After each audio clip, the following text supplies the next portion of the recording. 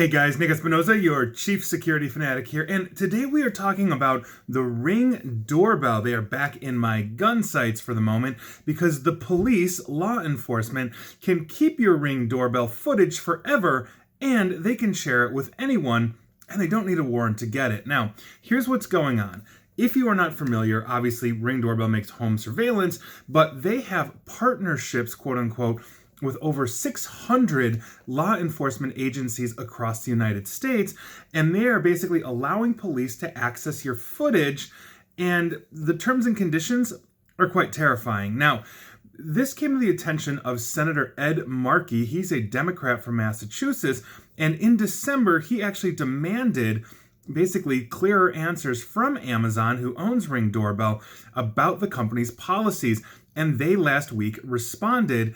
And Senator Markey published these on his website, his government website, which you can go read, and I did. Now, he asks a whole bunch of different questions, but the ones I'm going to focus on here that he asked, as well as Ring's responses, Amazon's responses, is rather disturbing. Now, the first question that we're going to be talking about is, does Ring require police department partners to delete users' footage after a certain amount of time?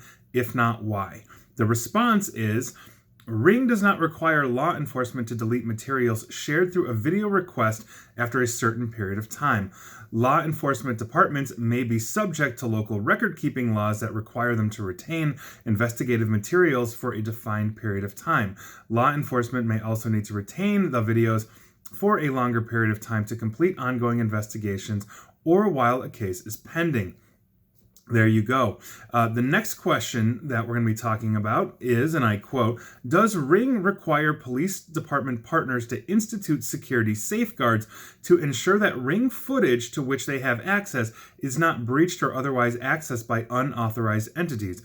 If so, please describe these security requirements. If not, why not? The response from Ring: each law enforcement agency has its own requirements, protocols, and security measures for materials stored in its files. Ring does not impose requirements beyond law enforcement's own procedures. In other words, the impetus is on the law enforcement agency or the local police department to ensure their own data security practices. Now, the next question or the final question, and again, there are many, and I'm happy to link it if anybody wants it, the PDFs from Senator Markey's site. But the last question we're going to be discussing is, does Ring prohibit police departments with access to users' footage from sharing that footage with other entities? If not, why not? Is Ring aware of any instances in which police departments have shared users' footage with third parties? If so, please describe in detail all such instances. Well, Ring did not really describe any of their answers in detail, but this is Ring's response to that. Ring only permits the requesting law enforcement officer and agency administrator the ability to view video footage that Ring users explicitly agree to share. I will be talking about that soon. If videos are downloaded by law enforcement, Ring does not require police departments to agree to additional restrictions, as the videos may become public records subject to certain record-keeping and transparency requirements. For example, if videos are used in an investigation that leads to criminal charges or a trial, the videos could become public record. In addition, it is standard practice for law enforcement agencies to collaborate on investigations. Ring would not receive a notification each time a law enforcement agency shared information to solve a crime. Okay, Ring is, I've got a lot to say. Ring is constantly seeking ways to maximize transparency and user control, including additional information on how video footage may be used when a customer consents. Now, this is basically Ring's position. They are allowing, and basically when they request a user, let's say I have a Ring doorbell, can deny this request, the police department can circumvent me, go directly to Amazon and say, we need this footage, and Amazon will give it to them. There have been articles written on this. I've talked about this at length as well. And so their answer is not necessarily completely factual here, not to mention the fact that yes, they say specifically that a notification each time a law enforcement agency shares information to solve a crime. There may be other reasons why law enforcement agencies are willing to share that information, and it may not necessarily be collaborative. Not to mention the fact that if there is something that is a public record in the trial, there would have been subpoenas, warrants, all this kind of stuff, but Ring is allowing law enforcement to circumvent that. Now, these questions actually bring up a couple of things that I think are rather clear at this point. Now, Amazon has completely passed the buck when it comes to safety and security and privacy of its Ring users by not requiring any real standard for data security of this footage, and it allows the police to take this without a warrant. I have worked with local law enforcement. They range from really good on data security with good practices and staff and all of that to holy mother of God, why haven't you been hacked now? And everything in between. This is the same problem that we have with standards of other IoT. When they are putting the impetus on the user for the security practices, you don't know. It's a mixed bag. Your Ring doorbell is vulnerable and can be hacked, or that footage, if it's not safeguarded, can be hit as well. The second point here is Amazon, they've completely geared this up for maximum revenue at the expense of user privacy. By virtue of what they are doing here, is they are allowing law enforcement to go in and basically take this, and they are selling this as a surveillance solution, which is my third point. Amazon and basically law enforcement in the United States have together created a massive surveillance network that is letting the government into a system that was designed for paying customers, because quite frankly, you don't buy a Ring doorbell for free. You have to pay for these things. Basically, these paying customers to protect their homes, and this partnership has zero oversight whatsoever. The mere fact that a senator actually has to inquire directly is a serious issue. Who is watching the watchers? And I think that is something that we need to discuss and explore in full, because we are simply just giving this information out there. Now, the last point I want to make is simply this. Thanks to Ring's past, which they have been hacked, I've written about this, I've talked about this.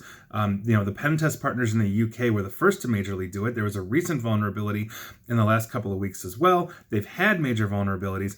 They are allowing foreign nationals from another country into your Ring doorbell for analytics purposes and support and all these kinds of things. They had a major center in Ukraine, for example, which we know has very serious national security and data security issues, especially since they're currently in a war with Russia. And basically, these Ukrainians were allowed to go in and look at all of this information. They were not using encryption. And a lot of this is coming from a whistleblower who spoke to The Intercept about a year ago or so. And so they are doing that as well. Now, we know that they had no encryption prior to the sale of Amazon. Nobody's actually confirmed that Amazon is now encrypting the Ring doorbell in a way that they previously weren't. And they weren't encrypting this, I speculate, because it was easier to sell the footage. It was easier to allow things like law enforcement or even an Amazon that was looking to buy Ring doorbell to go ahead and get into this footage because it's easier to control. Most people are actually clueless about the severe vulnerabilities, not just to their homes, but also their privacy and their wireless infrastructure that a Ring doorbell is going to cause. You are literally giving this away. Now, some people would say, okay, I'm going to allow law enforcement into my Ring doorbell. I don't mind if they are taking a look at the footage and all of this, especially if there's crime in my neighborhood. I can understand that and I can respect that. You are making a choice, but we should have the ability to opt out of this. For example, I also recently talked about Ring doorbell on Halloween, putting out statistics. Oh, we had X amount of Ring doorbells rung in major cities like Chicago, Miami, New York, etc., etc. And they're giving these statistics out there. They are data mining the doorbells on top of this and probably putting it out on their Twitter feed.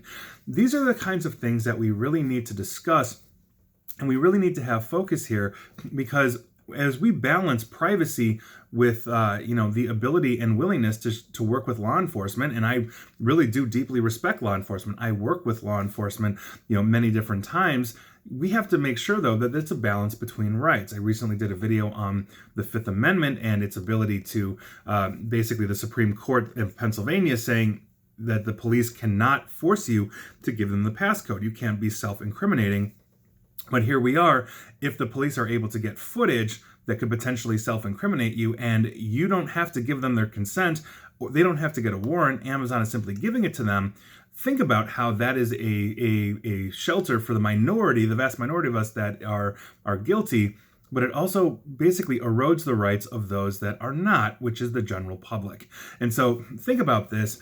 But that's your Ring doorbell news of the week, or day rather, because I have no idea what's going to happen this week.